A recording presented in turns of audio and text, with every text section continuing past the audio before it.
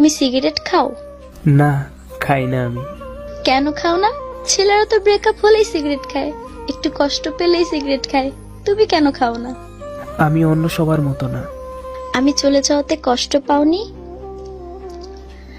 কি হলো, চুপ করে আছো কেন? আমার কিছু বলার নেই।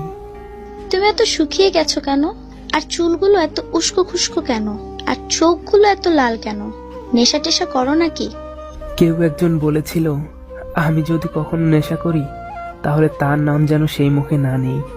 ও, তো সেই কেউ একজন বলেনি প্রতিদিন ঠিক মতো খাওয়া দাওয়া করতে, অগোছলো ভাবে চলতে না করেনি? এখন না খেয়ে থাকলেও কেউ রাগ করে না। আমি চলে গেছি মাত্র 1 মাস, এই কয়দিনে নিজের কি অবস্থা করেছো দেখেছো? বিয়ের পর তো বাপের বাড়ি 2 মাস করে বেড়াতে যাব, তখন কি করবে শুনি? মানে তুমি তো আমাকে ছেড়ে চলে গেছো।